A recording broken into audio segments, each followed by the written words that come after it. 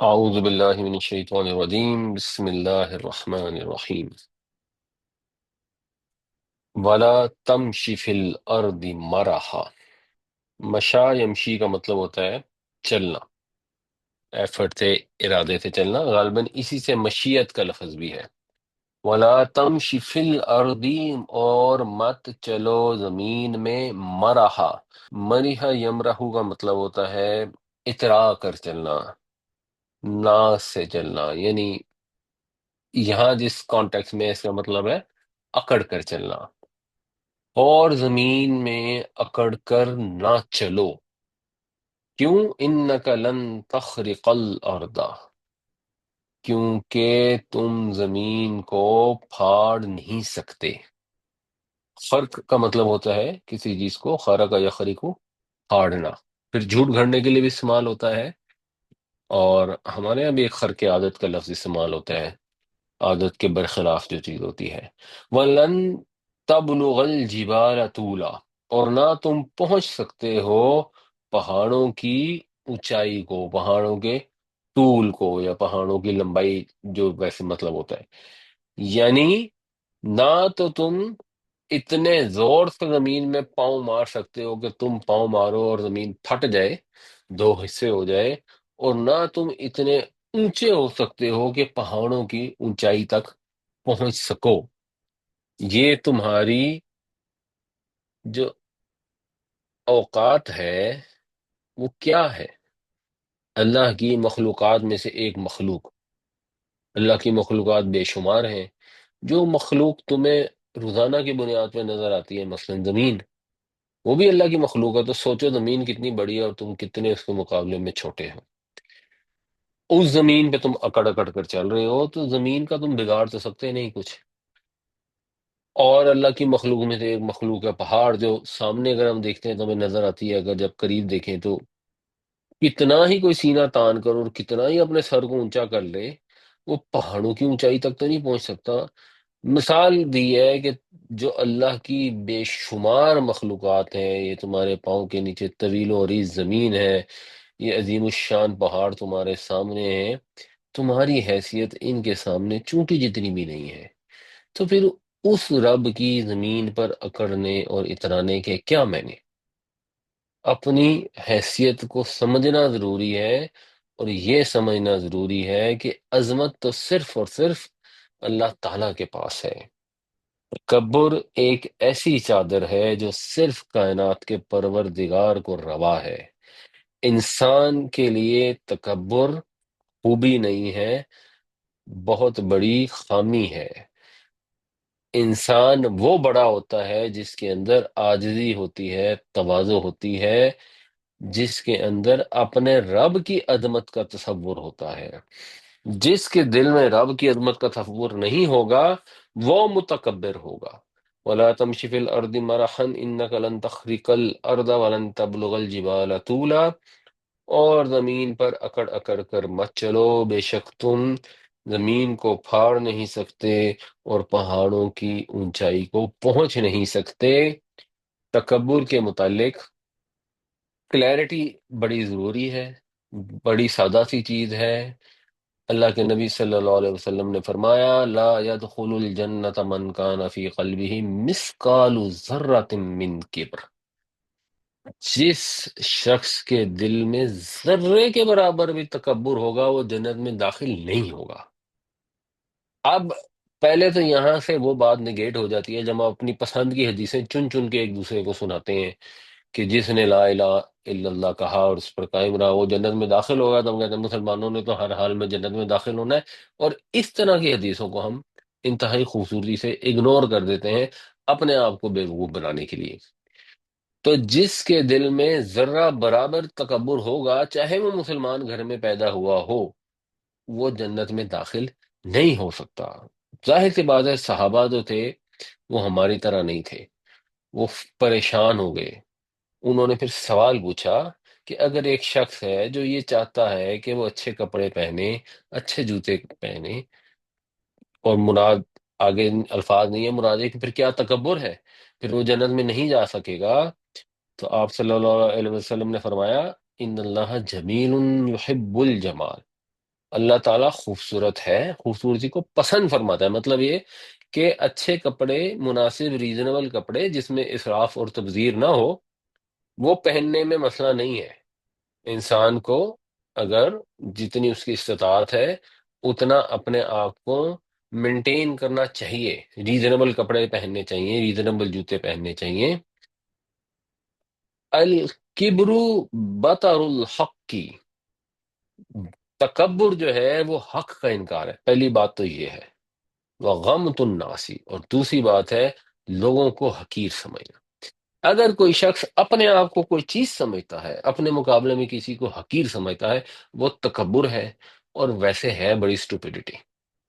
اس لیے کہ انسان کی حیثیت ہی کیا ہے، ایک سیکنڈ لگتا ہے کھڑے کھڑے انسان مر جاتا ہے، پتہ لگتا ہے کہ اچھا جی وہ دلہا آیا گھوڑے پہ بیٹھا، گھوڑے پہ بیٹھے بیٹھے مر گیا، ہارٹ اٹیک میں مر گیا جوان آدمی۔ تو حیثیت تو انسان کی وہ ہے ہی نہیں، اکڑ کس چیز پر رہا ہے، اس کے پاس ہے کیا؟ اور نہیں مرتا، خدا نہ کرتا ایکسیڈنٹ ہو جاتا ہے، انسان دوسروں کا محتاج ہو جاتا ہے، چل پھر نہیں سکتا۔ کس کو پتا لگتا ہے کہ اگلے لمحے کیا ہونے والا ہے؟ لوگوں کو ہم، اللہ تعالیٰ نے بھی بتایا، ہم دنیا میں بھی دیکھتے ہیں، ڈیمنشیا ہو جاتا ہے، وہ الزائمر ہو جاتا ہے، وہ جان کر بھی کچھ نہیں جان پاتے، وہ لوگوں کے محتاج ہوتے ہیں، ساری زندگی اکڑ اکڑ کے چلتے ہیں، پھر محتاج ہو جاتے ہیں۔ آدمی کی کوئی ایک نس کہیں سے غلطی سے دب جائے، کسی وجہ سے کوئی وائرس اس کو پہنچ جائے، اس کا کچھ بھی سسٹم جو ہے وہ خراب ہو سکتا ہے۔ اتنی سے تو انسان کی اوقات ہے۔ تو اس لیے اگر کوئی اپنے آپ کو بڑی چیز سمجھے اور کسی کو حقیر سمجھے تو اللہ کو بہتر پتہ ہے۔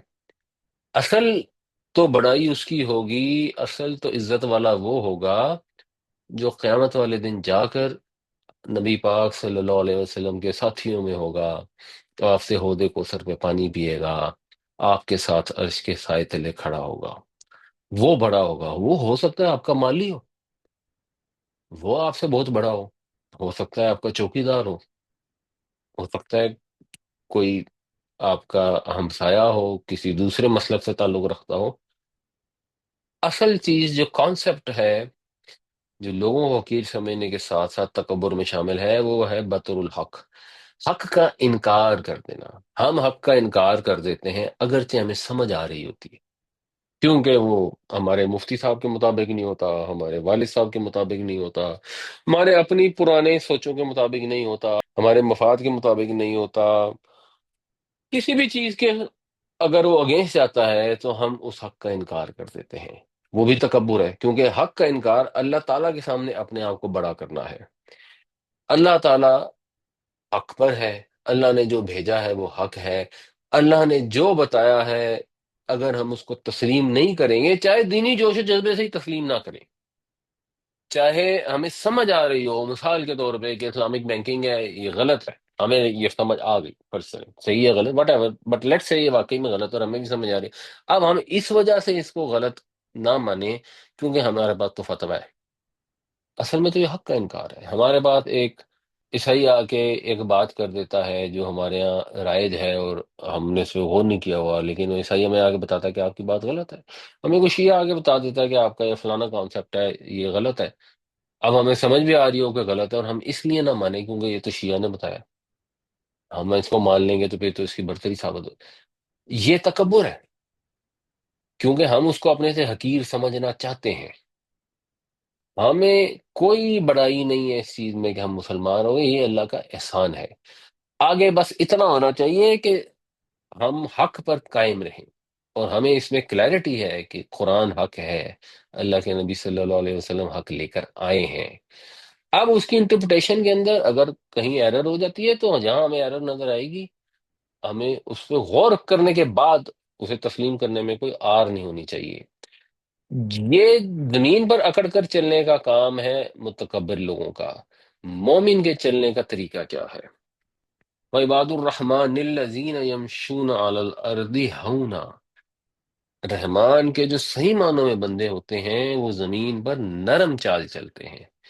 وَإِذَا خَاطَبَهُمُ الْجَاهِلُونَ قَالُوا سَلَامًا، اور جب ان کو جاہلوں کے ساتھ بحث کرنی پڑ جاتی ہے تو وہ نرمی سے ان کو کہہ دیتے ہیں کہ سلام ہو، والذین یبیتون لربہم سجدا وقیاما، وہ زمین پر اکڑ کر کر چلنے کے بجائے اپنے رب کے حضور سجدے کرتے ہیں راتوں کو، اور کھڑے ہو کر بھی اپنے رب کے حضور رات گزارتے ہیں، اس کی بڑائی، اس کی عظمت کو سمجھتے ہیں، اور اپنے آپ کو چیز نہیں سمجھتے بلکہ اس کے خوف سے ڈرتے ہوئے، والذین یقولون ربنا اصرف عنا عذاب جہنم، کہتے ہیں، دعا کرتے ہیں، اے ہمارے رب ہم سے جہنم کے عذاب کو پھیر دے، ان عذابہ کھانا غراما، بے شک اس کا عذاب تو جان کو چمٹ جانے والا ہے۔ کل ذالک کان سیئہ عند ربک مکروہا، مکروہ ہے، کراہت سے ہے کسی چیز کا ناپسند ہونا، تو تیرے رب کے نزدیک بہت ہی ناپسند ہے کیا چیز؟ سیئہ، برائی اس کی، کس کی؟ کلو ذالکا، ذالکا ٹیکسٹ میں جب آتا ہے تو اس سے مراد ہوتی ہے وہ بات جو پیچھے گزری، تو یہ جو پیچھے باتیں گزری ہیں ان سب کی جو برائی ہے یہ تمہارے رب کے نزدیک انتہائی ناپسندیدہ ہے۔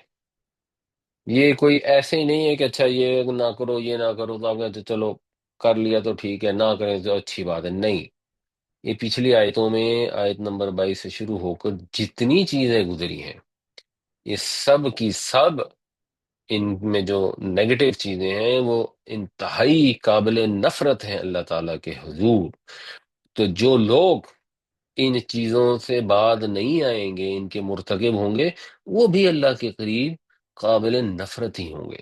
کوئی 25 کے قریب چیزیں آئی ہیں جن میں سے کچھ کا حکم دیا گیا ہے، کچھ سے منع کیا گیا ہے۔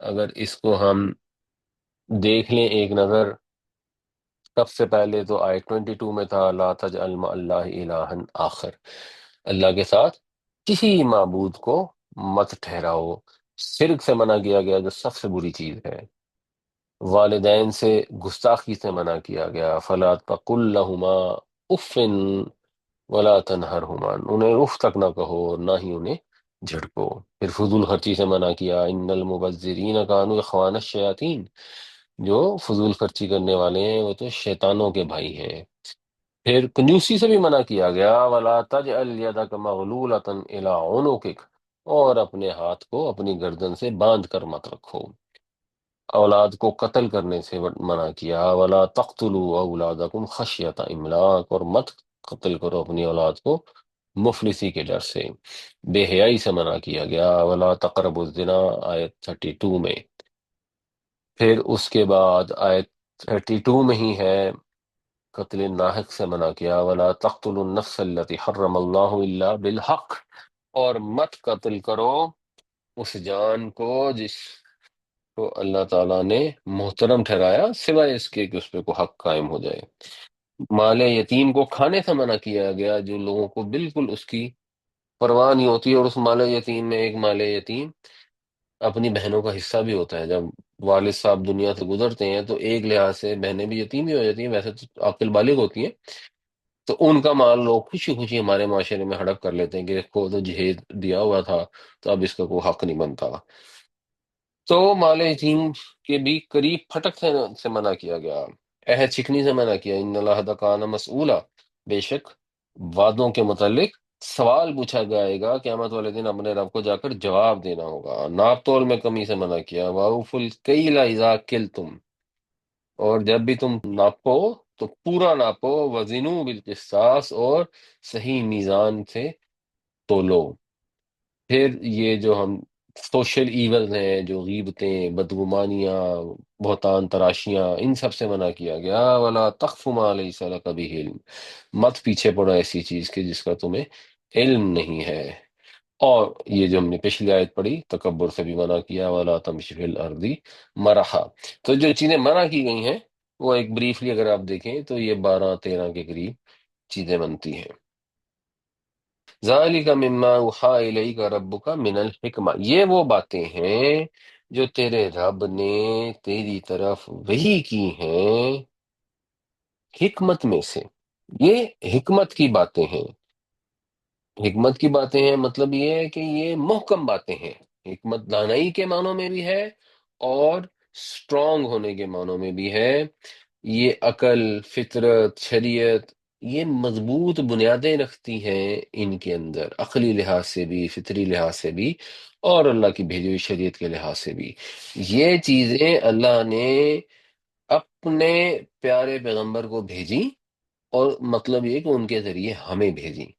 تو ان سب کے اوپر فوکس ہونا چاہیے، بہت زیادہ ایمفسس ہونا چاہیے، بہت زیادہ کیئرفل ہونا چاہیے، ویجیلنٹ ہونا چاہیے۔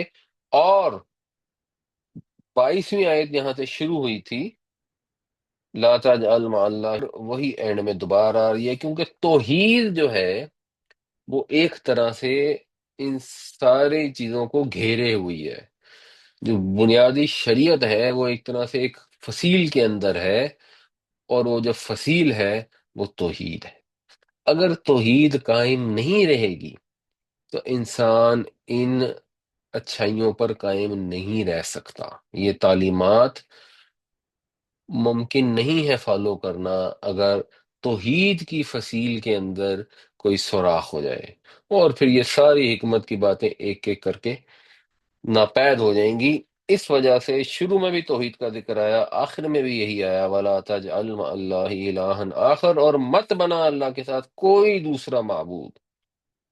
کیوں؟ اگر بناؤ گے تو کیا ہوگا؟ فَتُلْقَىٰ، پھر تو پھینک دیا جائے گا۔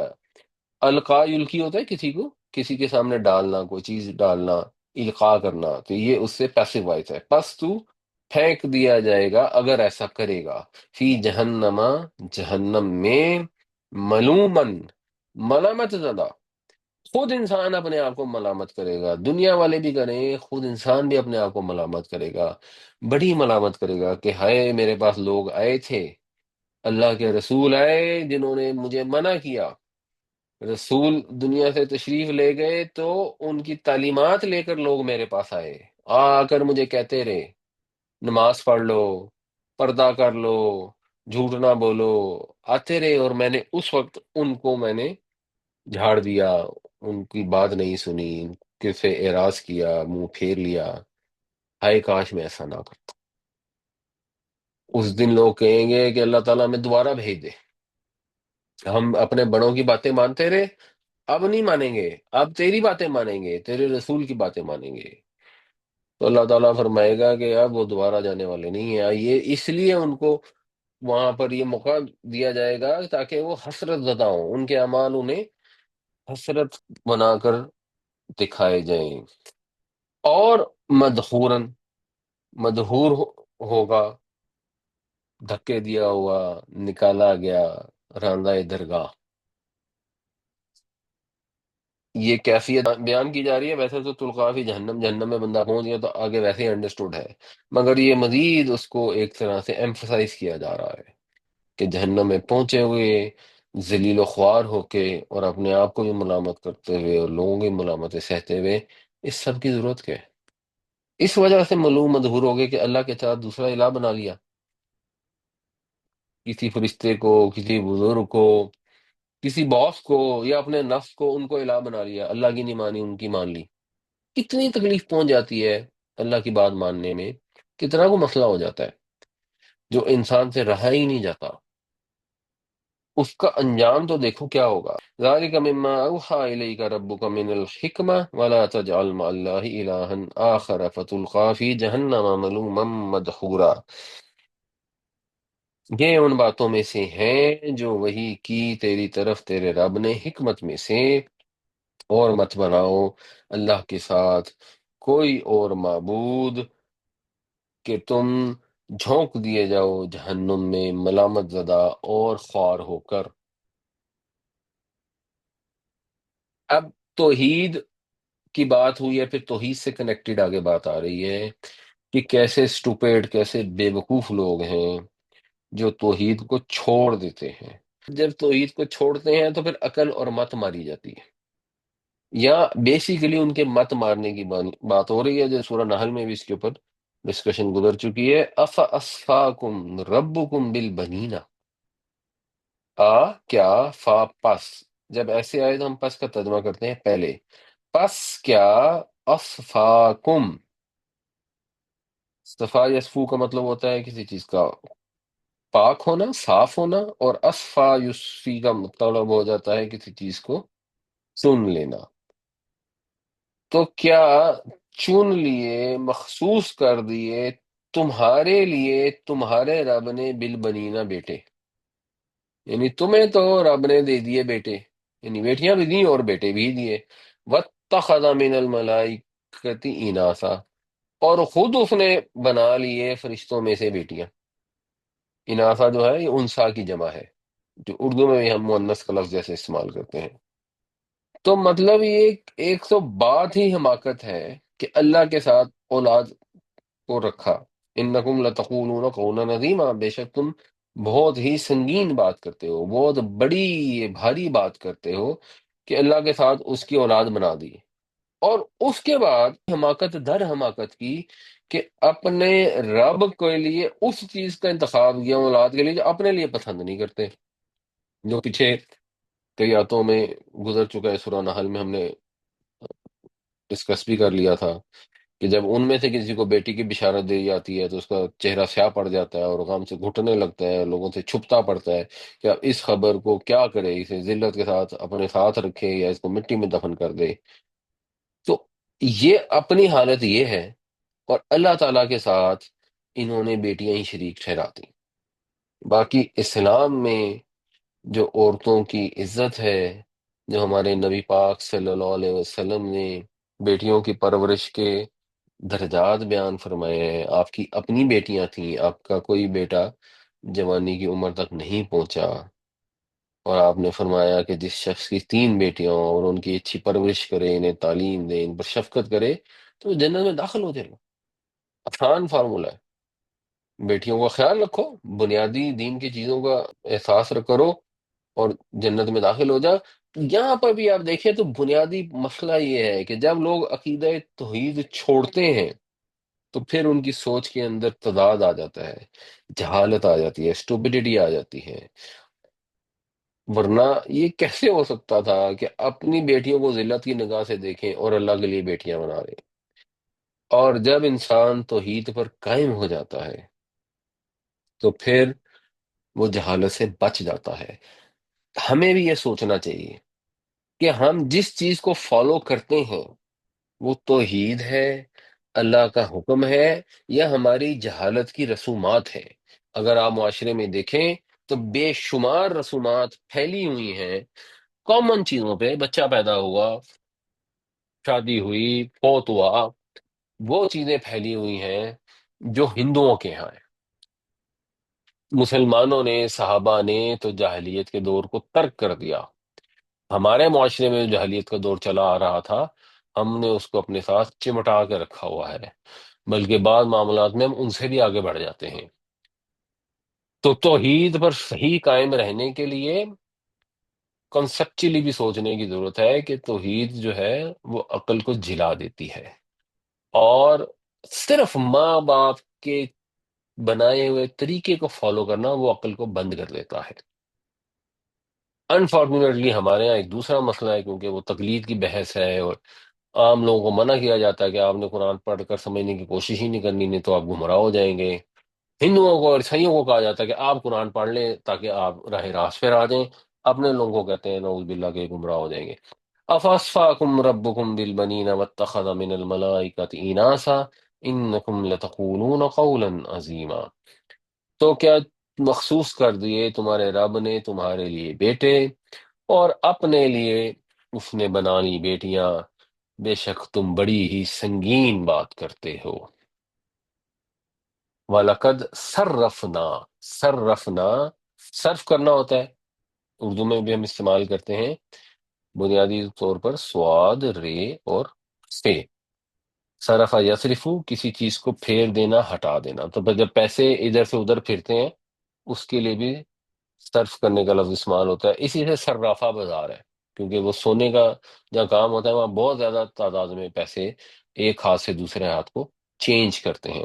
اس سے پھر جو باب تفعیل بنتا ہے وہ صرفہ یصرف تصریفاً، اس کا مطلب ہوتا ہے کسی چیز کو کثرت سے پھیرنا. تو وَلَقَدْ صَرَّفْنَا، اور ہم نے پھیر پھیر کر لایا ہے، انڈرسٹوڈ ہے، بیان کیا ہے، ہم نے پھیر پھیر کر بیان کی ہیں، وعدے کی ہیں، فی ھذا القرآنی، اس قرآن میں، باتیں. ہم نے بات کو اچھی طرح مختلف اسلوبوں سے، طرح طرح سے بیان کر کر واضح کر دیا ہے. آپ مثال کے طور پر انفاق کا ذکر قرآن میں دیکھیں، بہت جگہوں پر آیا ہے، اور ہر جگہ اس میں ایک ڈفرنٹ شیڈ ہے.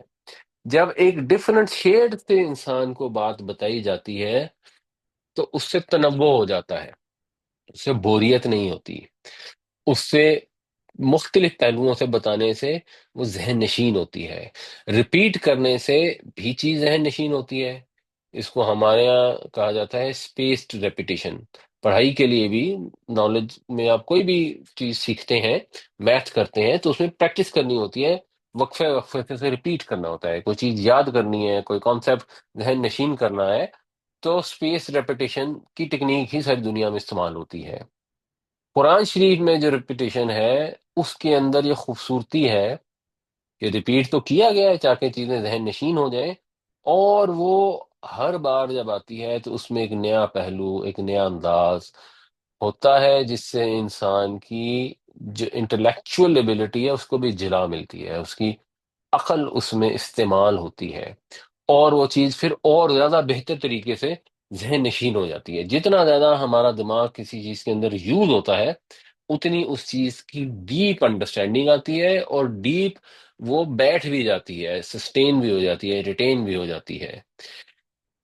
یہ قرآن اس لحاظ سے بھی معجزہ ہے کہ آپ نے پھیر پھیر کر اللہ تعالیٰ نے باتیں بیان فرما دی، لیکن جہاں پر بھی جو بات آئی ہے مختلف الفاظ سے، مختلف انداز سے، اس میں کوئی کانٹرڈکشن نہیں ہے، اور ان سب کو جوڑ کر جو مفہوم بنتا ہے وہ بالکل کلیئر اور واضح ہو جاتا ہے. اگر آپ چھوڑ دیں سب کو، آپ صرف لفظی ترجمے کی بنیاد پر قرآن کو پڑھنا شروع کر دیں، سمجھنا شروع کر دیں، کچھ عرصے میں آپ کو اندازہ ہوگا کہ کوئی چیز مشکل نہیں ہے اس کے اندر، کوئی چیز ایسی نہیں ہے جس سے آپ کو کوئی مسئلہ پیدا ہو جائے.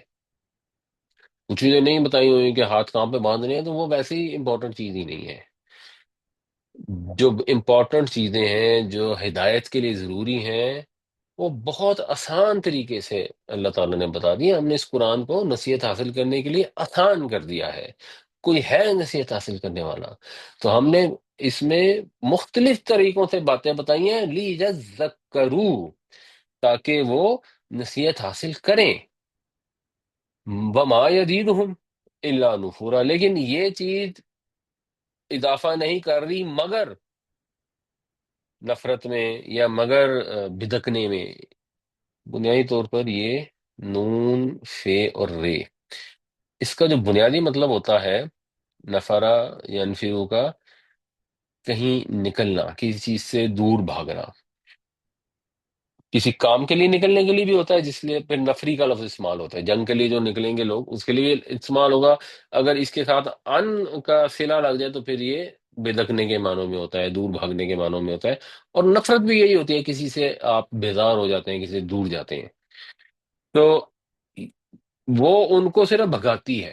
جب قرآن پڑھا جاتا ہے، اس میں مختلف انداز سے بات آتی ہے، تو بجائے سمجھنے کے، جنہوں نے تہیہ کیا ہوتا ہے کہ انہوں نے حق کو قبول نہیں کرنا، جن کے اندر یہ تکبر پایا جاتا ہے کہ ہم نے تو بس وہی کرنا ہے جو ہم کرتے ہیں، بس ہم ہی ٹھیک ہیں، تو ان کے سامنے جب قرآن پڑھا جاتا ہے تو بجائے ہدایت ملنے کے، ان کی نفرت میں، ان کی بیزاری میں، ان کے رسی توڑانے کے اندر اضافہ ہوتا ہے. اس لیے سوچنا چاہیے، اللہ تعالیٰ نے جو ہر نماز میں قرآن پڑھنا لازمی کیا ہے، خاص طور سے وہ جو جہری نمازیں ہوتی ہیں، فجر کی اور مغرب کی اور عشاء کی، اور ان میں فجر کی نماز میں زیادہ قرآن پڑھا جاتا ہے، اور تہجد کی نماز میں بھی بنیادی طور پر قرآن ہی پڑھنا ضروری ہوتا ہے. تو یہ 5 نمازوں میں تو قرآن لازم کر دیا گیا ہے. وہ کیوں لازم کیا گیا ہے؟ وہ ہم نے تو 2 صورتیں عام طور پہ یاد کر لیتے ہیں بچے، اور بس وہی 2 صورتیں ہر نماز میں پڑھتے چلے جاتے ہیں. اور مولوی صاحب جب پڑھ رہے ہوتے ہیں جہری نمازوں میں تو ہمیں سمجھ نہیں آ رہی ہوتی، ہم اپنا کاروبار کے متعلق سوچ رہے ہوتے ہیں. سوچنا تو چاہیے کہ اللہ تعالیٰ نے ایسا کیوں کیا کہ ہر نماز کے اندر قرآن پڑھا جائے. اور اکثر جو مولوی حضرات ہیں وہ بدل بدل کر پڑھتے ہیں، وہ وہی رٹی رٹائی 2 یا 3 صورتیں نہیں پڑھتے، مختلف پڑھتے ہیں. اور یہی طریقہ کار چلا آ رہا ہے۔ یہ اس لیے ہے کہ قرآن کو سنیں، سمجھیں۔ جب انسان اللہ سے تعلق قائم کرتا ہے تو قرآن کو سمجھنے کی طلب پیدا ہوتی ہے، ادھر میلان پیدا ہوتا ہے، حب آتی ہے، محبت پیدا ہوتی ہے اللہ کے پیغام سے۔ قرآن سے انسان جڑتا ہے تو اللہ سے جڑتا ہے، اللہ کے رسول سے جڑتا ہے، قرآن کے بغیر نہیں جڑ سکتے۔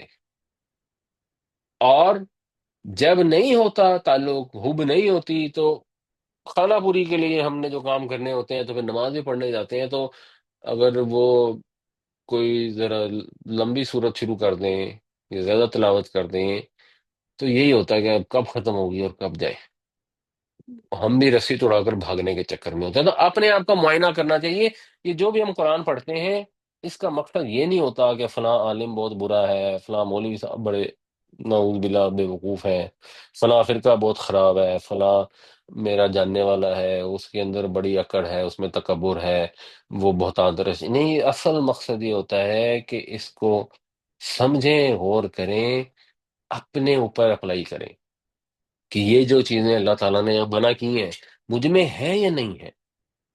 میں جب اپنے ملازم سے بات کرتا ہوں تو میں تکبر سے بات کرتا ہوں، یا میں اس چیز کو ذہن میں رکھتے ہوئے بات کرتا ہوں کہ میں اللہ کی ایک حقیر مخلوق ہوں اور میری کوئی حیثیت نہیں ہے۔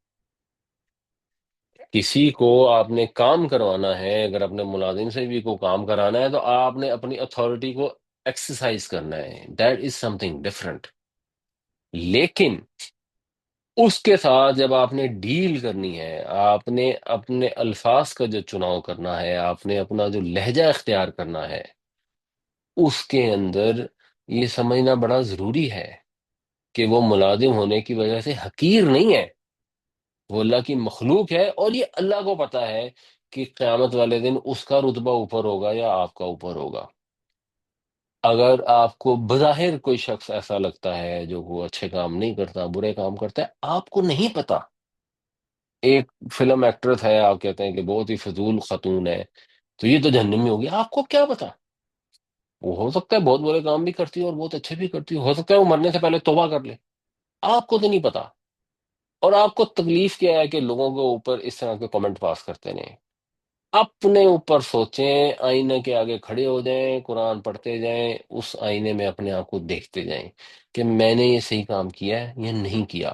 میرے سامنے جب اللہ کی کتاب آتی ہے، جب اللہ کا حکم آتا ہے، تو میرے اندر سے اطاعت کا جذبہ ابھرتا ہے، میرے اندر یہ خواہش پیدا ہوتی ہے کہ ہاں میں اور بھی جانوں میرا رب مجھ سے کیا چاہتا ہے، جیسے جیسے میرا رب چاہتا ہے میں ویسے ویسے عمل کروں، کیا یہ خواہش پیدا ہوتی ہے؟ یہ میں اس سے نصیحت حاصل کرنے کی بجائے الٹا اس سے فرار ہونا چاہتا ہوں، میرا دل تنگ پڑنا شروع ہو جاتا ہے۔ ایک کسی ایکسٹریم اگزامپل کو نہ دیکھیں کہ آپ گئے کہیں پہ اور آپ مثال کے طور پہ کہیں کھانے پر گئے ہیں، آپ کھانا کھا رہے ہیں تو بیچ میں کوئی صاحب اس کے اندر قرآن کی تفسیر بیانی کرنی شروع کر دیں اور آپ کو اس سے دل تنگ پڑ رہا ہو۔ ایک جنرل کنسپچولی مثال کے طور پہ جب ہم نماز پہ جاتے ہیں تو اگر وہ نماز میں قرآن پڑھ رہے ہیں اور آپ کو اس کی کچھ سمجھ آ رہی ہے، تو کیا آپ کے اندر یہ جذبہ اس کی طرف توجہ کا پیدا ہوتا ہے، میلان پیدا ہوتا ہے، یا آپ کے اندر یہ ہوتا ہے کہ اچھا جی کب ختم کریں گے، کب سلام پھیریں گے، کب اٹھ کے جائیں گے؟ اپنے اوپر غور کریں اور سوچیں کہ ہم کس گروہ کے اندر ہیں۔ وَلَقَدْ صَرَّفْنَا فِي هَذَا الْقُرْآنِ لِيَذَّكَّرُوا وَمَا يَزِيدُهُمْ إِلَّا نُفُورًا، اور ہم نے پھیر پھیر کر بیان کیا ہے اس قرآن میں تاکہ وہ نصیحت حاصل کریں، لیکن یہ چیز ان کی بیزاری میں ہی اضافہ کیے جا رہی ہے۔ قل، کہہ دیجئے، اب یہ کنٹینیو ہو رہی ہے توحید کی بات، لو کان معہ آلہہ، اگر ہوتے اس کے ساتھ معبود، الہ کی جمع ہے آلیہ، اگر اس کے ساتھ دوسرے معبود ہوتے، کما یقولون، جیسا کہ یہ کہتے ہیں، جیسے یہ دعوے کر رہے ہیں، اذن، تو اس صورت میں، اذا کا یا اذن کا مطلب ہوتا ہے تب، جب، تو اذن اس صورت میں، لب تغو، یہ ابتغاء وہی ہے جو پیچھے بھی آیا تھا، کسی چیز کو تلاش کرنا، تو وہ تلاش کرتے، وہ طلب کرتے، کیا طلب کرتے؟ الا ذل عرش، عرش والے کی طرف، سبیلن، راستہ، تو وہ راستہ ڈھونڈتے عرش والے کی طرف۔ مطلب یہ کہ اللہ تعالی کو مشرکین عرب بھی مانتے تھے، اور کہتے تھے کہ عرش کا مالک تو وہی ہے، صاحب تخت و تاج تو وہی ہے، معبود اعظم تو وہی ہے، جیسے ہندو بھی مانتے ہیں۔ وہ بھی کہتے ہیں پرمیشور ہے وہی اصل بھگوان ہے، اصل بنانے والا وہی ہے، باقی اس نے ساتھ اپنے شریک ٹھہرائے ہوئے ہیں۔ مسلمانوں میں بھی جنہوں نے شرک کرنا ہوتا ہے وہ بھی یہ کہتے ہیں کہ ہاں پیدا کرنے والا اللہ تعالیٰ ہے، زندگی دینے والا موت دینے والا اللہ تعالیٰ ہے، باقی سارے جو ہے نا وہ اس نے اپنے اختیارات ان کو دیے ہوئے ہیں۔ تو ہم حضرت علی سے مدد مانگتے ہیں کیونکہ اللہ نے حضرت علی کو یہ اختیار دیا ہوا ہے کہ وہ جائیں اور مدد کریں۔ اللہ نے اپنی خدائی میں اختیار میں کسی کو شریک نہیں کیا۔ یہاں پر اس کی ایک سمپل بیسک کامن لاجک بیان فرمائی جا رہی ہے کہ اگر اللہ کے ساتھ دوسرے بھی شریک ہوتے جیسا کہ یہ مشرک دعویٰ کرتے ہیں تو وہ بیٹھے نہ رہتے، پھر ان کے اندر خواہش پیدا ہوتی کہ ہم بڑے خدا بن جائیں۔ ہم کیوں چھوٹے خدا رہے ہیں؟ اگر ہمیں اختیار ایک سرٹن مل گیا ہے تو کیوں نہ ہم کٹھے ہوں یا کسی سے لڑیں، کسی کو اکٹھا کریں اور ہم خود صاحب عرش بن جائیں۔ یہ تو ہر ہستی کے اندر دنیا میں بھی خواہش ہوتی ہے۔ یہ جو سارے آج کل تو چلو ڈیموکریسی ہے اور اس کے اندر وہ برا حال کرتے ہیں لوگ ایک دوسرے کا، تو جب ڈیموکریسی نہیں تھی اور بادشاہ کا حکم حلف آخر ہوتا تھا تو اس وقت یہی ہوتا تھا، سگے بھائی جو ہیں ایک دوسرے کی گردنیں کاٹ دیتے تھے کہ میں بادشاہ بن جاؤں، اپنے بھائیوں کی گردنیں کاٹ کے آگے ان کی اولادوں کو بھی قتل کرا دیتے تھے کہ یہ بادشاہت کا دعویٰ نہ کر لے۔ تو یہ تو ہر ہستی کے اندر بڑا ہونے کی خواہش پیدا ہوتی ہے اگر اس کو چانس دے دیا جائے۔ اللہ نے دیے نہیں ہے، اللہ واحد ہے، اور یہ اس کی لاجیکل ریزننگ بھی ہے۔ فرشتوں کے پاس بھی کوئی اختیار نہیں ہے، فرشتوں کے پاس پاور ہے، اختیار کوئی نہیں ہے، وہ ان کو یوز نہیں کر سکتے۔ اور آپ سوچیں انسان جس کو معمولی سا اختیار دیا گیا ہے، تو اس میں سے کتنے انسان ہیں جو فرعون بن کے بیٹھے ہوتے ہیں اور اپنے آپ کو خدائی سمجھنا شروع کر دیتے ہیں۔ تو اگر سچ مچ کی ایسی ہستیوں کو جو بغیر اسباب کے کام کر سکتے ہوتے اختیار دے دیا جاتا تو کیا ہوتا؟ قل لو كان معه آلهة كما يقولون اذا لابتغوا الى ذي العرش سبيلا۔ کہہ دیجئے کہ اگر کچھ اور الہ بھی اس کے ساتھ شریک ہوتے جیسا کہ یہ دعویٰ کرتے ہیں تو وہ پھر ضرور عرش والے کی طرف چڑھائی کر دیتے۔ سبحانہ، وہ پاک ہے اس چیز سے، وتعالی، اور وہ بلند و بالا ہے، وہ عالی شان ہے، وہ اوپر ہے، برتر ہے۔ اما، اما ہے ان پلس ما، ان چیزوں سے جو یقولون وہ کہتے ہیں، علوًا بہت ہی بلند ہے، کبیرن بہت زیادہ بلند ہے۔ یعنی یہ علا یا علو سے ہی تعالی بھی ہے، اسی سے علوًا بھی ہے۔ تو وہ تعالی یہ تو ہو گیا فعل ماضی، وہ بلند ہے، برتر ہے، اور علوًا بلندی کے حساب سے، تو یہ ایک طرح سے مفعول مطلق ہے اس کا۔ پھر آگے علوماً کی صفت ہے کبیرن، بہت ہی بڑا، تو با محاورہ ترجمہ ہوگا کہ وہ بہت برتر ہے، وہ پاک ہے اور بہت برتر ہے ان چیزوں سے جو وہ کہتے ہیں، جو اس کے ساتھ بیٹیاں ایسوسیٹ کرتے ہیں، اولاد ایسوسیٹ کرتے ہیں، شریک ٹھہراتے ہیں کسی بھی لحاظ سے۔ اور یہ سبحانہ کا بھی ترجمہ با محاورہ ہی ہے، ورنہ ادروائز سبحانہ جو ہے یہ اسم ہے، تعالیٰ جو ہے یہ فعل ہے، اور سبحانہ سے کیونکہ نصب میں ہے تو ازیومڈ ہے اس سے پہلے کہ کوئی اس کی پاکی بیان کرتا ہے یا ہر کوئی اس کی پاکی بیان کرتا ہے، اس فعل کے ساتھ پھر یہ مفعول جو ہے یہ نصب میں آیا ہے۔ با محاورہ ترجمہ یہ بنے گا سبحانہ و تعالی ما یقولون علوا کبیرا، وہ پاک ہے اور بہت برتر ہے ان باتوں سے جو یہ کہتے ہیں۔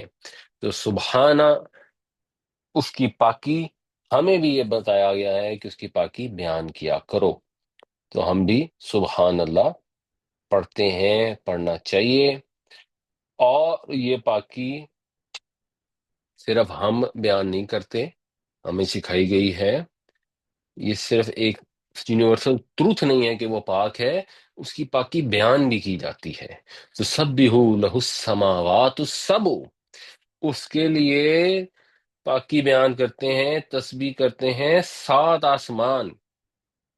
اب 7 آسمان کتنے بڑے ہوتے ہیں؟ جو پہلا آسمان ہے یہ وہ اعلی ہے جو ہمیں نظر آتا ہے، اس سے امیجن کرے 7 کتنے ہوں گے، ہم امیجن کر ہی نہیں سکتے۔ وہ سب اس کی پاکی بیان کرتے ہیں، والارض، اور زمین بھی اس کی پاکی بیان کرتی ہے، وہ بھی اس کی تسبیح کرتی ہے، ومن فیہن، اور جو کوئی ان کے بیچ میں، ان کے درمیان میں جو کچھ بھی ہے، ان میں رہنے والی جو مخلوق ہے، وہ انسان ہو، چاہے انسان بھی نہ چاہتے ہوئے بھی اس کی پاکی بیان کرتا ہے، جو اس کو نہیں بھی مانتے ان کے سائے اس کے آگے سجدے کرتے ہیں، چاہے وہ پتھر ہوں، چاہے وہ درخت ہوں، جو بھی ہوں۔ وَإِن مِّن شَيْءٍ، اور نہیں ہے کوئی شے، جب اللہ اگر آ جائے آگے تو ان کا مطلب ہوتا ہے نہیں، کوئی چیز ایسی نہیں ہے، پھر یہ حصر کا کلمہ بن جاتا ہے کہ ہر چیز ہی ایسی ہے، یا کوئی چیز ایسی نہیں ہے جو یسبح، تسبیح نہ کرتی ہو، ایسی کوئی چیز نہیں ہے۔ اور تسبیح بحمدہ ہی، اس کی حمد کے ساتھ، ساتھ میں حمد بھی آ گئی، کیونکہ تسبیح کا مفہوم ہوتا ہے پاکی بیان کرنا، یہ کہنا کہ اللہ تعالیٰ ہر کمی کوتاہی ہر نیگیٹو چیز سے پاک ہے، اور حمد کا مطلب ہوتا ہے تعریف بیان کرنا، کہ وہ ہر جو خوبی ہے، ہر پازیٹیوٹی جو ہے، وہ اللہ کے اندر موجود ہے اور اللہ کی وجہ سے ہی ہے۔ تو تسبیح بیان کرتی ہے اس کی حمد کے ساتھ، وَلَٰكِن لَا تَفْقَهُونَ تَسْبِيحَهُمْ، اور تم ان کی تسبیح کو سمجھ نہیں پاتے۔ اور یہ جو فقہ ہوتا ہے، اس کا مطلب جاننے سے ایک سٹیپ آگے ہوتا ہے، سمجھ بوجھ حاصل کرنا، ڈیپلی انڈرسٹینڈ کرنا۔ تو ہم اس کو سمجھ نہیں پاتے، بعض اوقات ہو سکتا ہے ہم جانتے ہوں، ہم سنتے ہوں چڑیاں چہچہا رہی ہیں، اور ہمیں تو ہو سکتا ہے ہم کہ اچھا ٹھیک ہے شاید یہی تسبیح کر رہی ہیں، اور ایسا ہی ہو شاید، تو ہم کہیں گے ہم نے جان لی جو بات وہ صحیح تھی، لیکن ہم اس کو صحیح سے سمجھ نہیں سکتے، ہمارے پاس اس کی ڈیٹیل انڈرسٹینڈنگ نہیں ہے۔ یہ وہ چیزیں ہیں جو ہمیں جب اللہ نے بتا دی، اور جب ہم نے یہ مان لیا کہ یہ اللہ کی کتاب ہے، تو ہم نے اس کو بھی مان لیا کہ وہ اس کی تسبیح بیان کرتی ہیں۔ کیسے کرتی ہیں ہم سمجھ نہیں سکتے، وچ از فائن، اس میں کوئی مسئلہ نہیں ہے، ہمیں نہیں سمجھ آتی، ہمیں دنیا کی بے شمار چیزوں کی سمجھ نہیں آتی، اور آئے گی بھی نہیں۔ بے انتہا انلمیٹڈ علم تو صرف اللہ تعالیٰ کے پاس ہے۔ انہ کان حلیما غفورا، بے شک وہ حلیم ہے اور غفور ہے، وہ بردبار بھی ہے، برداشت کرنے والا بھی ہے، اور وہ معاف کرنے والا بھی ہے۔ تو اللہ تعالیٰ کو تمہاری ضرورت نہیں ہے، تم نے سبحان اللہ کہا یا نہیں کہا، تم نے الحمدللہ کہا یا نہیں کہا، اس کو اس سے کوئی فرق نہیں پڑتا۔ وہ تو 7 آسمان زمین جو ان کے بیچ میں ہے، سب چیزیں جتنی بھی ہیں، کوئی ایسی ہے ہی نہیں جو اس کی تسبیح بیان نہ کرتی ہے اس کی تعریف کے ساتھ۔ تو اس کو تو ضرورت نہیں ہے کہ تم اس کے ساتھ شریک نہ ٹھہراؤ، یہ تمہاری ضرورت ہے، تمہاری ضرورت ہے، تمہارے حق میں ہے بہتر کہ تم اس کو مان لو، اس سے معافی مانگ لو، جو اس کے ساتھ شریک ٹھہرائے اس سے باز آ جاؤ۔ وہ تمہیں معاف کرنا چاہتا ہے کیونکہ وہ غفور ہے، وہ بار بار معاف کرتا ہے، بہت زیادہ معاف کرتا ہے، اور وہ تمہیں موقع دیے جا رہا ہے، تمہیں ڈھیل دیے جا رہا ہے، کیونکہ وہ بردبار ہے، وہ حلم والا ہے، برداشت والا ہے، اس لیے وہ تمہیں ڈھیل دے رہا ہے، ورنہ جو تمہاری حرکتیں ہیں اس کے اوپر تو آنن فانن قصہ پاک ہو جاتا۔ وہ اپنی رحمت کے تحت معاف کرنے کے لیے تمہیں ڈھیل دے رہا ہے، تم اس کو سمجھ نہیں رہے، اور تم اور اسے اکڑتے جا رہے ہو، اور تم دین سے دور بھاگ رہے ہو، اللہ کے نبی صلی اللہ علیہ وسلم کے پیغام سے دور بھاگ رہے ہو، تو پھر ٹھیک ہے، تم دور بھاگو گے قرآن سے، وہ بھی تم سے اتنا ہی دور ہو جائے گا، پھر تمہارے اور اس کے اندر آڑ آ جائے گی۔ تسبح لہ السماوات السبع والارض ومن فیہن وإن من شيء إلا يسبح بحمده ولكن لا تفقهون تسبيحهم إنه كان حليما غفورا۔ اس کی تسبیح کرتے ہیں 7 آسمان اور زمین اور جو کچھ اس کے اندر ہیں، اور کوئی چیز ایسی نہیں ہے جو اس کی حمد کے ساتھ اس کی تسبیح نہ کرتی ہو، لیکن تم ان کی تسبیح نہیں سمجھتے، بے شک وہ بڑا ہی حلم والا اور بڑا ہی بخشنے والا ہے۔ سبحان اللہ، الحمدللہ کے متعلق بہت ساری حدیث ہیں، نبی کریم صلی اللہ علیہ وسلم کے متعلق حضرت عائشہ نے روایت کی کہ آپ جب بھی کوئی اچھی چیز دیکھتے تو آپ کہتے ہیں الحمدللہ الذی، بِنِعْمَتِهِ تَتِمُّ الصَّالِحَاتِ، سب تعریف اللہ کے لیے ہے جس کی نعمت سے تمام نیک کام سر انجام پاتے ہیں۔ اور جب کوئی ناپسندیدہ چیز دیکھتے ہیں تو تب بھی آپ فرماتے ہیں الحمدللہ علی کل حال، ہر حال میں اللہ کا شکر ہے، تمام تعریفیں ہر حال میں اللہ ہی کے لیے ہیں۔ تو ہمیں بھی الحمدللہ کا جو کلمہ ہے اس کو ورد جاں بنانا چاہیے، ورد زباں بنانا چاہیے، جہاں پہ بھی موقع ہو یہ ایگزیکٹ یاد کر لیں، صرف الحمدللہ یاد رکھیں، اللہ کا ذکر کرتے رہیں، اپنی زبان کو اللہ کے ذکر سے تر رکھیں۔ یہ ایک طرح سے یہ بھی ایک پریکٹس ہے جو اللہ سے جوڑتی ہے۔ جب آپ نے قیامت کے دن پہنچنا ہے، اپنے رب کے حضور کھڑے ہونا ہے، یہ احساس ہر وقت آپ کو ہونا چاہیے۔ یہ احساس ہر وقت رہنا مشکل ہوتا ہے، تو نماز اللہ نے رکھی جس کو آپ کہہ سکتے ہیں کہ ذکر کا ایک اسٹرانگ میتھڈ ہے، اور ہارڈ میتھڈ ہے جس کے اندر آپ کٹ جاتے ہیں باقی ساری دنیا سے۔ آپ کہتے ہیں جب اللہ اکبر اور رفع یدین کرتے ہیں، اپنے ہاتھ اٹھاتے ہیں، تو اب دنیا سے ہاتھ اٹھا دیتے ہیں، دنیا سے دستبردار ہو جاتے ہیں اور اپنے رب کے حضور پہنچ جاتے ہیں۔ اور جب وہ ختم ہوتی ہے تو پھر آپ دونوں طرف سلام پھیر کر دنیا میں واپس آتے ہیں۔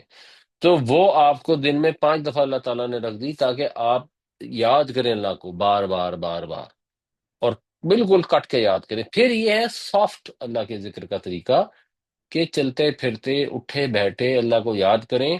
اس کے لیے اللہ کے نبی صلی اللہ علیہ وسلم نے یہ جو دعائیں سکھائی ہیں، سب دعاؤں میں اللہ ہی کا ذکر ہے۔ کہیں اللہ کے رسول نے یہ نہیں کہا کہ جب کوئی اچھی چیز دیکھو تو کہنا کہ او اللہ کے رسول کی کتنی مہربانی، کہیں نہیں کہا کہ جب کوئی یہ چیز نظر آئی تو حضرت ابراہیم نے کتنا اچھا کیا۔ اللہ ہی کا ذکر ہے، تو اپنی زبان کو الحمدللہ سبحان اللہ سے تر رکھیں۔ یہ حدیث ہم نے پچھلی بار پڑھی تھی کہ 2 کلمے ہیں جو زبان کے اوپر ہلکے ہیں، وزن میں بڑے بھاری ہیں، اور اللہ تعالیٰ کو بہت محبوب ہے۔ سبحان اللہ و بحمدی سبحان اللہ العظیم۔ اور بچوں کو بھی یہ چیزیں سکھائیں، بچوں کو آسان طریقے سے۔ ہمارے بچے اسکول میں آتے تھے تو ان کو وہ ٹیچر ان کی سکھاتی تھی کہ آپ نے آج جنت میں درخت لگایا کہ نہیں۔ حضرت ابو ہریرہ ایک دفعہ درخت لگا رہے تھے تو نبی کریم صلی اللہ علیہ وسلم پاس سے گزرے، تو انہوں نے پوچھا کس کے لیے لگا رہے ہو؟ انہوں نے کہا اپنے لیے لگا رہے ہیں۔ تو آپ نے سنا میں تمہیں اس سے بہتر درخت نہ بتا دوں؟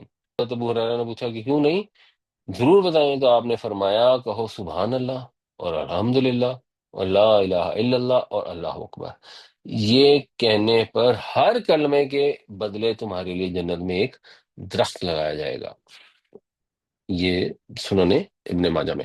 تو یہ اپنے بچوں کو بھی سکھائیں، اپنی زبان کو بھی اللہ کے ذکر سے تر رکھیں، اور یہ چھوٹے چھوٹے کلمے فیل کر کے پڑھیں۔ سبحان اللہ کہیں تو فیلنگ ہو گیا ہاں اللہ تو ہر کمی کوتاہی سے پاک ہے۔ الحمدللہ کہیں تو اندر سے شکر کا جذبہ نکلنا چاہیے۔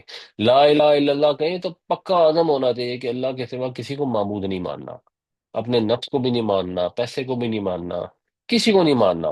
اللہ اکبر کہیں تو یہ ہو کہ ہاں اللہ ہی بڑا ہے سب سے، اور ہم چھوٹے ہیں اور ہم حقیر ہیں اور ہم اس کے بندے ہیں اور وہ ہمارا مالک ہے۔ وَإِذَا قَرَأْتَ الْقُرْآنَ جَعَلْنَا بَيْنَكَ وَبَيْنَ الَّذِينَ لَا يُؤْمِنُونَ بِالْآخِرَةِ حِجَابًا۔ اور جب تم قرآن پڑھتے ہو، یعنی نبی کریم صلی اللہ علیہ وسلم جب قرآن پڑھتے ہیں تو ہم بنا دیتے ہیں آپ کے درمیان اور ان لوگوں کے درمیان جو آخرت پر ایمان نہیں رکھتے، حجاباً، ایک حجاب بنا دیتے ہیں۔ کیونکہ وہ ان کی اگر ناگواری میں بیزاری میں اضافہ ہوتا ہے تو وہ کیوں ہوتا ہے؟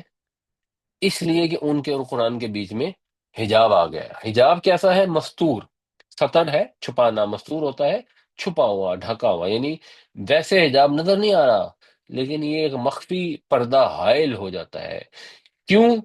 کیونکہ وہ نہیں ماننا چاہتے تو پھر اللہ بھی ان کو نہیں بتانا چاہتا۔ اگر وہ ہدایت نہیں لینا چاہتے تو اللہ بھی ان کے دلوں میں ہدایت پھر نہیں اتارنا چاہتا۔ انسان کو خود اپنی ایفرٹ کرنی پڑے گی۔ یہ اپنے والدین کے اوپر الزام لگا کے بندہ فارغ نہ ہو جائے کہ اچھا والدین نے قرآن نہیں پڑھایا تو ہم نے نہیں پڑھا تو اب ہم کیا کریں، ہم تو بڑے مجبور ہیں۔ نہیں، اللہ نے آپ کو عقل اور شعور عطا کیا ہے جیسے مشرکین نے مکہ کو عطا کیا تھا۔ جیسے وہ اپنے والدین کے سر الزام ڈال کے فارغ نہیں ہو سکتے کہ انہوں نے ہمیں بتوں کی پوجا کرنی شروع کرا دی تو ہم نے کر لی، ہم کیا کرتے ہیں، ہم تو مجبور تھے، ہم تو نہیں کر سکتے تھے، بس ہم سے نہیں ہوتی تھی، بس جو وہ کرتے تھے ہم بھی وہی کرتے رہتے، اسی طرح ہم بھی یہ جواب نہیں دے سکتے اگر ہمارے والدین نے مثلاً قرآن نہیں سیکھا، ہمیں نہیں سکھایا، تو وہ ٹھیک ہے، وہ ان کا معاملہ ہے، اللہ بہتر جانتا ہے، دعا کریں ان کو، اللہ تعالیٰ معاف فرمائے، بٹ ہم اس کو ایکسکیوز نہیں بنا سکتے۔ اور اگر ہمیں محسوس ہوتا ہے کہ قرآن سمجھ نہیں آتی، قرآن کی طرف دل نہیں لگتا، تو یہ سمجھنا چاہیے یہ اصل میں اس کی بنیادی وجہ ہماری اپنی ہے۔ جب انسان قرآن کے قریب نہیں آتا تو اللہ تعالیٰ پھر بیچ میں ایک پردہ ڈال دیتے ہیں، اور انسان قرآن کے قریب اس لیے نہیں آتا کیونکہ وہ آخرت پر ایمان نہیں رکھنا چاہتا، وہ یہ نہیں جاننا چاہتا کہ کون سا کام کرنے کے بعد انسان جہنم میں جائے گا، وہ اس کام سے پھر اس کو رکنا پڑے گا، وہ رکنا نہیں چاہتا۔ ایک آدمی سود کھاتا ہے، سود پر کاروبار کرتا ہے، اب ہم یہاں باہر آئے ہوئے ہیں، یہاں بہت سارے مسلمان ہیں، بہت سارے بہت احتیاط کرتے ہیں، کئی ایسے ہیں جو ذبح کے بغیر کھا لیتے ہیں، مرغی شرگی بھی کھا لیتے ہیں، کئی شاید شراب بھی پی لیتے ہیں۔ اب ان کو تو قرآن پڑھنا پڑ جائے، وہ قرآن میں واضح الفاظ میں لکھا ہو کہ یہ حرام ہے اور یہ شیطان کے گندے ناپاک کاموں میں سے ہے، تو پھر پڑھیں گے اور بار بار پڑھیں گے تو رکنا پڑے گا نا۔ کئی ایسے ہیں جو نماز نہیں پڑھتے، تو اگر قرآن پڑھنے کی کوشش کریں گے تو پھر پتہ لگے کہ نماز پڑھنی پڑے گی، نماز جو نہیں پڑھتا وہ تو مسلمان ہی نہیں ہے، تو وہ اور بھاگتے ہیں، ان کا دل نہیں چاہتا۔ تو جب دل نہیں چاہتا تو اس پر سوچنے کی ضرورت ہے، کیوں نہیں چاہتا؟ کیونکہ آخرت پر ایمان نہیں ہے۔ جس کا آخرت پر ایمان ہو، جس کو یہ پتا ہو کہ قیامت والے دن پہلا سوال نماز کا ہوگا، جس کو پتا ہو کہ یہ شیطان کے گندے کام کرنے والے جو ہیں شیطان کے ساتھ جہنم میں جائیں گے، وہ کیسے وہ کام کر سکتا ہے؟ اب کام ہم کر رہے ہیں کیونکہ ہم نے کرنا ہے، اس لیے ہمارا دل نہیں چاہتا۔ جب ہمارا دل نہیں چاہتا تو پھر دلوں پہ مہر لگ جاتی ہے، پھر اللہ تعالیٰ بھی پردہ ڈال دیتے ہیں۔ یہ مت سمجھیں کہ لا یؤمنون بالآخرہ، پتہ نہیں کون سے علاقے کے کون سے لوگ ہیں جو وہ انڈیا میں رہتے ہیں، مہاراشٹر میں نا، وہ سارے ایسے لوگ ہیں جو آخرت کو نہیں مانتے، یا جو دہری ہیں وہ نہیں مان۔ ہر وہ شخص جو اس چیز کے اوپر فوکس ہی نہیں کرتا کہ میں جو عمل کر رہا ہوں وہ میرے پروردگار کو پسند آئے گا یا نا پسند آئے گا، اور اگر میرے پروردگار کی ناراضگی ہوگی تو اس کے نتیجے میں تو جہنم میں چلا جاؤں گا، اگر اس چیز کا احساس ہی کسی کو نہیں ہے، تو اس کا مطلب ہے اس کا آخرت پر ایمان نہیں ہے، پریکٹیکل ایمان نہیں ہے، زبانی کلامی ہے، زبان سے کہہ بھی دیا لا الہ تو کیا حاصل۔ وَإِذَا قَرَأْتَ الْقُرْآنَ جَعَلْنَا بَيْنَكَ وَبَيْنَ الَّذِينَ لَا يُؤْمِنُونَ بِالْآخِرَةِ حِجَابًا مَسْتُورًا، اور جب تم قرآن پڑھتے ہو تو ہم بنا دیتے ہیں تمہارے اور ان لوگوں کے درمیان جو آخرت پر ایمان نہیں رکھتے ایک مخفی پردہ، وَجَعَلْنَا عَلَىٰ قُلُوبِهِمْ أَكِنَّةً، اور ہم بنا دیتے ہیں ان کے دلوں پر ایک حجاب۔ اکنہ بھی جو ہے جس سے کان کا لفظ بھی ہوتا ہے، وہ بھی خاپنے والی چیز کو کہتے ہیں، چھپانے والی چیز کو کہتے ہیں، کسی چیز کو کسی چیز میں ڈھانک کر محفوظ کر دینا۔ تو یہ پھر کنان کی جمع ہے، کنان ہوتا ہے جس میں چھپایا جائے، اس کی جمع ہے کنہ، یعنی غلاف۔ تو ہم ان کے دلوں پر غلاف چڑھا دیتے ہیں یا پردہ ڈال دیتے ہیں، حجاب کر دیتے ہیں، ان یفقہوہ، کہ وہ اس کو سمجھ سکیں۔ وہ قرآن سنتے رہتے ہیں سمجھے بغیر، تو پر ٹھیک ہے، وہ چاہتے بھی نہیں ہیں، اور اللہ نے بھی ان کے دلوں پر پردہ ڈالا ہوتا ہے، تو ان کو کچھ سمجھ نہیں آتی کہ ان کو کہا کیا جا رہا ہے، ان کے رب کا حکم ہے کیا، رب چاہتا کیا ہے ان سے۔ وفی آذانہم وقرا، اور ان کے کانوں میں بوجھ، کانوں میں بوجھ ہو جاتا ہے تو پھر سنائی دینا بھی بند ہو جاتا ہے، وہ بظاہر انسان سن رہا ہوتا ہے، حقیقی معنوں میں نہیں سن رہا ہوتا۔ وَإِذَا ذَكَرْتَ رَبَّكَ فِي الْقُرْآنِ وَحْدَهُ، اور جب تو ذکر کرتا ہے اپنے رب کا قرآن میں اکیلے کا، جب تم قرآن میں تنہا اپنے رب کا ہی ذکر کرتے ہو، اس کے ساتھ کسی شریک کی خوبی نہیں بیان کرتے، یہ نہیں بتاتے کہ وہ اللہ نے حضرت علی کو اس صفت میں شریک کیا جس کے بعد انہوں نے یہ کمال کیا، اور نعوذ باللہ حضور نے کہا نادے علی علی، اور حضرت علی آگے ان کی مدد کرنے کے لیے، اور فلاں بزرگ آئے اور انہوں نے اولاد دے دی، تم کہہ رہے ہو اللہ ہی ہے جو بیٹے بھی دیتا ہے بیٹیاں بھی دیتا ہے۔ کسی کو قرآن پڑھا لیں، اگر اس نے اللہ کے ساتھ شریک ٹھہرائے ہوئے ہیں، اگر وہ پتہ لگا کہ تم اولاد کو اس سے نہ ڈر سے، مفلسی کے ڈر سے قتل مت کرو، کیونکہ ہم ان کو ہم نے رزق دینا ہے، تمہیں تھوڑی دینا ہے، اور تمہیں بھی ہم نہیں دینا ہے. تو وہاں یہ ذکر تو آ ہی نہیں رہا کہ داتا گنج بخش نے دینا ہے اور داتا صاحب اتنے دے. تو کیا ہوتا ہے، ولوا علی ادبارہم نفورا، وہ اپنی پیٹھوں کے بل موڑ جاتے ہیں. نفورا، نفور کا مطلب ہے تو بیزاری سے، نفرت سے اپنی پیٹھیں پھیر لیتے ہیں. جب اللہ اکیلے کا ذکر کیا جاتا ہے، جن کے دلوں میں توحید راسخ نہیں ہے ان کے ساتھ ایسا ہی ہوتا ہے. ہمیں یہ سوچنا چاہیے. ہمارے ہاں اکثر یہ ہوتا ہے کہ ہم سمجھتے ہیں کہ پیسہ خدا ہے، پیسہ ہوگا تو یہ ہوگا، رتبہ خدا ہے، فلانے کا یہ سٹیٹس ہوگا، فلانے کے تعلقات ہوں گے تب وہ یہ کر سکتا ہے، اور یہ نہیں. یہ بھی اسی طرح ہی ہے. یہ ضروری نہیں ہے کہ آپ کے وہ جو فلانے ہیں وہ داتا صاحب کو مانتے ہیں. ہم تو نہیں، ہم تو اللہ کے ساتھ شریک نہیں ٹھہراتے. اللہ کے ساتھ شریک ٹھہرانا سب کچھ ہی ہے. ایک مجبوری میں، ایک پریکٹیکل سچویشن میں ایک ڈسیزن کرنا ایک فرق بات ہے، کہ مثال کے طور پر خدا نہ خواستہ کسی کو ڈاکو سے پالا پڑ گیا تو ڈاکو نے اب اس کے سر پر بندوق تانی ہوئی اور کو کہتا ہے کہ یہ نکال دو، اور اس کو نکال کے دے دیتا ہے. یہ ایک پریکٹیکل پریگمیٹک ڈیسیژن میکنگ ہے. یہ ایک فرق چیز ہے.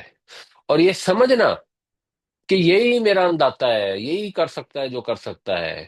اگر فلانے جنرل سے تعلقات نہیں ہوں گے تو یہ نہیں ہوگا، اگر فلانے کو رشوت نہیں کھلائیں گے تو وہ نہیں ہوگا. مجبوری میں ایک ایکسٹریم سچویشن میں کام کرنا فرق بات ہے.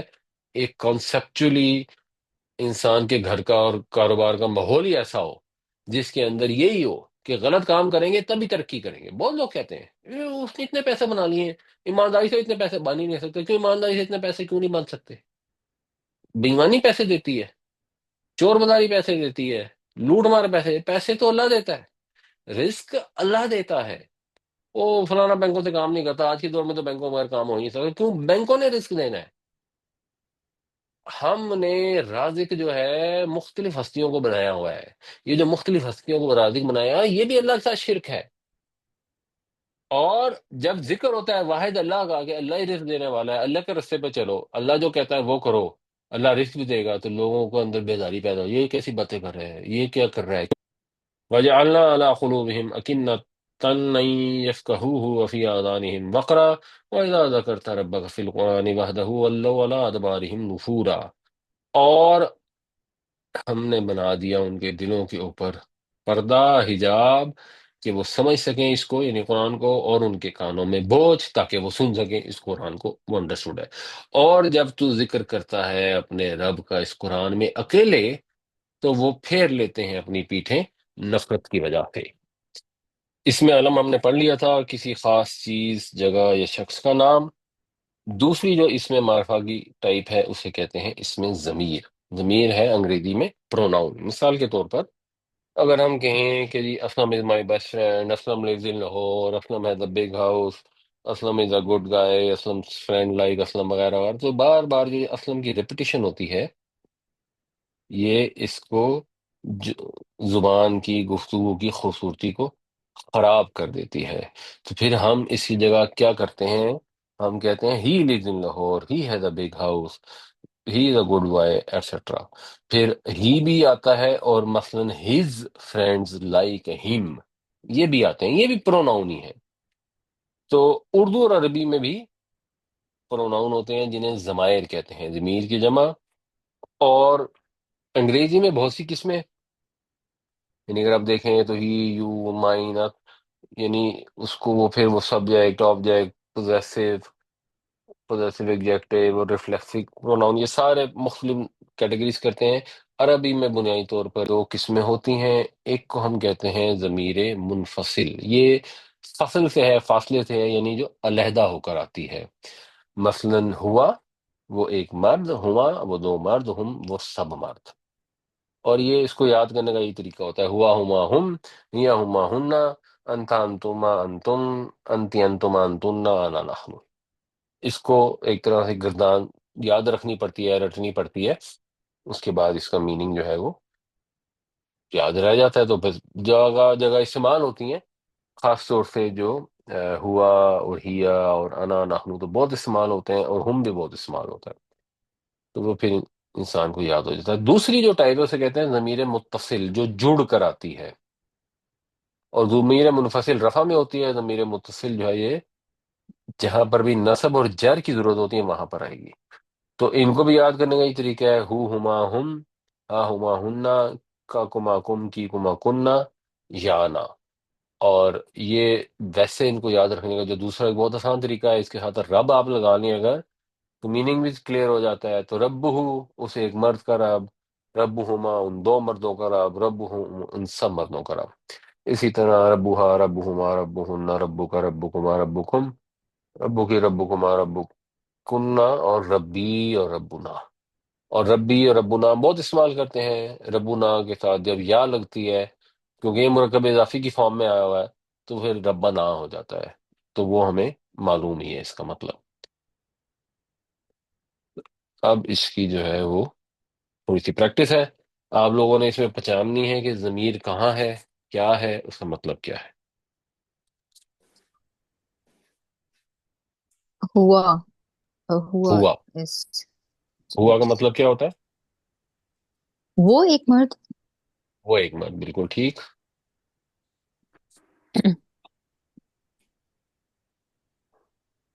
انتم.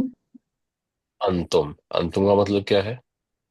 انتم سب مرد. اس کا ہوتا ہے تم سب خود مرد. یو. تم سب مرد، بالکل ٹھیک. تم سب ہم سب مرد یا مذکر. اس میں کیا ہے جی؟ مذکر. ہم ہم.